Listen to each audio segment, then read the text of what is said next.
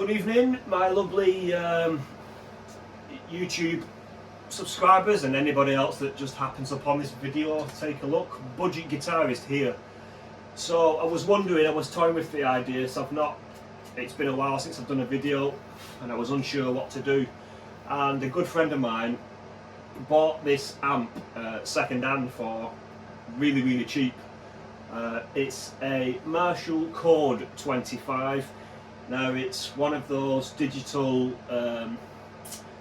modelling amps. Now he really does like this, and I had a quick go earlier on, and it's some of the patches, some of the amp types you can select are very convincing.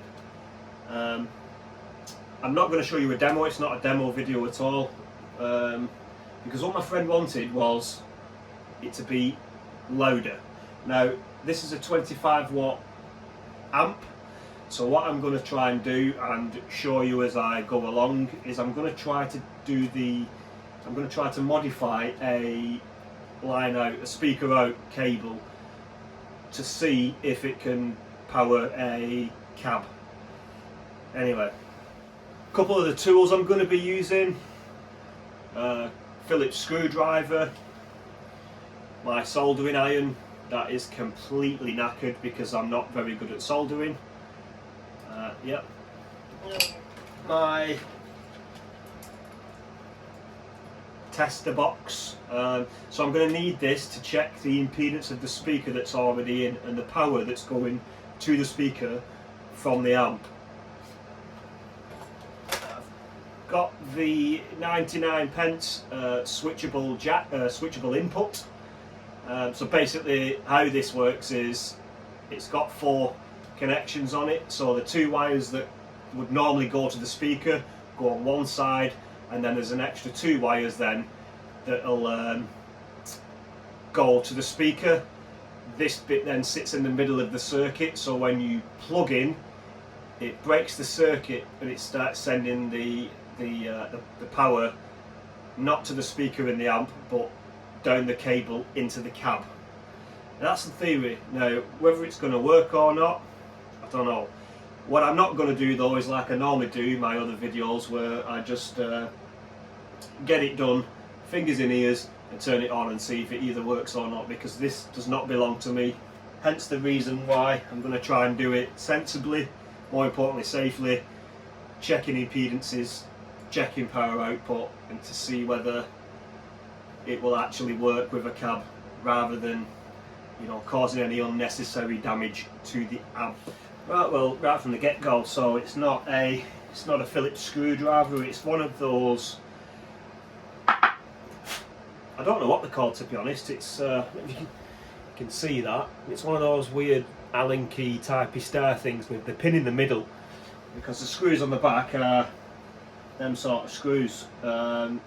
For some reason Marshall really does not want you to take this back off. Well, unfortunately there's the end of that little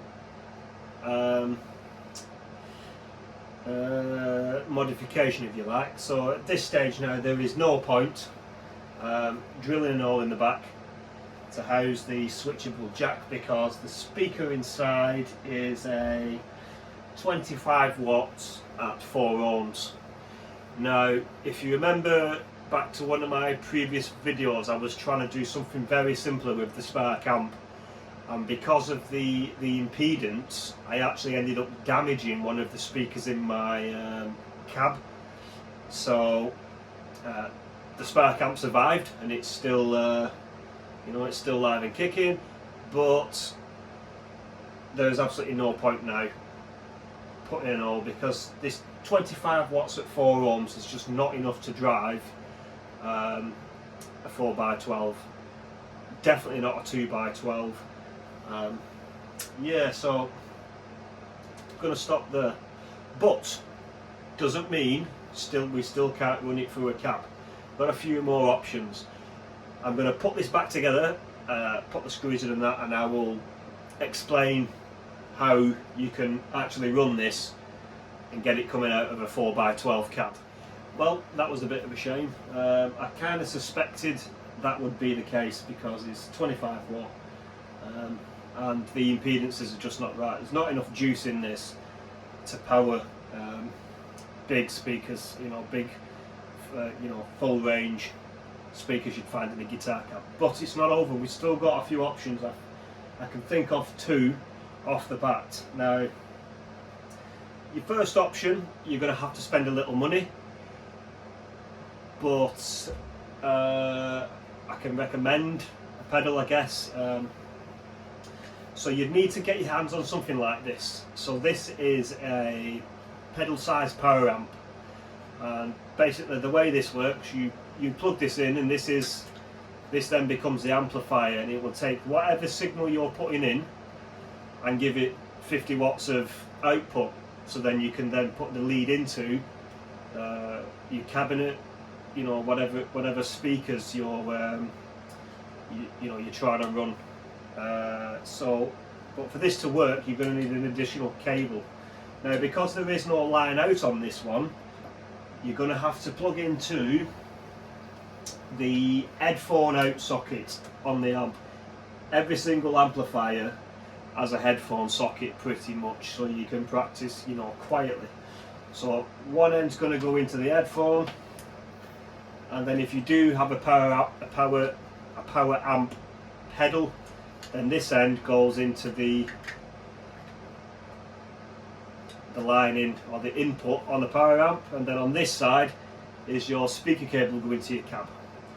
Turn it on, sound will come out of the speaker cab, but not the amp, because you're in the headphone jack, and the headphone jack has got, so it's a switchable input, so when you plug in, you hear it in your headphones and not the speaker. When you pull out, you're hearing it through the speaker. That's because the switchable input jack is cutting the circuit and sending the signal somewhere else.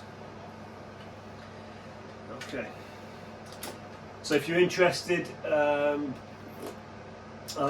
think this cost me £75, but to be honest, for me it's definitely on for the money, because it does so you can have stereo out, stereo in, and it also has a smaller line in. So if you don't have the big end fat leads, then the little headphone ones will fit in there. I think there's lots of these available now for round about the same price category. I know there's Electro Harmonics do one called the Magnum 44. That is a 50 watt power amp, but it's not got the small line in. It's just literally cable in, cable out. It's quite simple. On off switch, volume.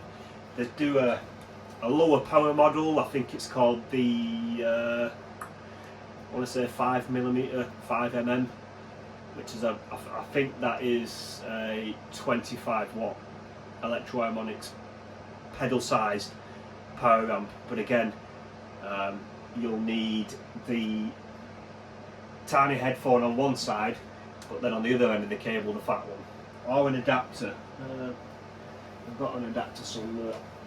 Yeah, something like that to step it up. So you plug your little one in there, steps it up to the big one, and then that will go into the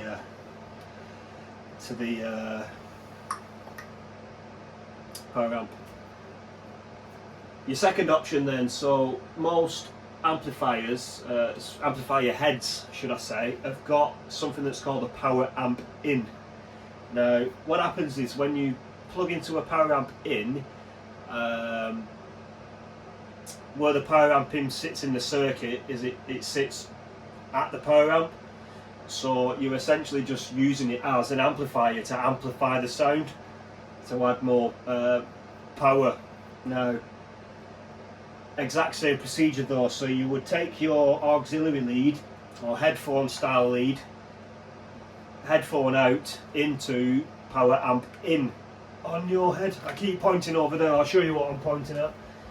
It's the that just fit on there with it. There we go. Yeah, it's my Boss Katana. So this has got a power amp in.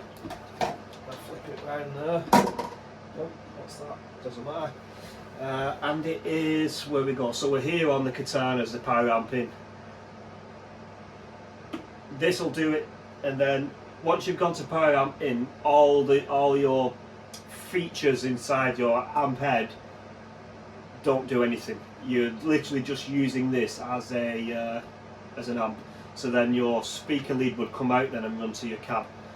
Totally appreciate, not you know, you're not all just going to run out and immediately buy a amp head that has a power amp in, but it is an option. Most let's just pop that there. I guess if you wanted to try that on the cheap, your cheapest option would be to try and book a studio room maybe that already has speaker cabinets and amp heads, and try it that way just to see, you know, if you like it, rather than rushing out spending some money. Or visit a music shop and speak to one of the, you know, the amp tech people that know way much more about this kind of stuff than me. But those are two options. You're going to have to power it somehow. You can either do it with your power amp pedal, or use an amp that's got a power amp in. I think that's yeah, that's that. A little bit long-winded. Didn't work. I'm not going to let you hear how it sounds. I can't play anyway, it's too late, kids are in bed. But if you stuck along this long, if you stuck around this long, thanks, and thank you very much for watching.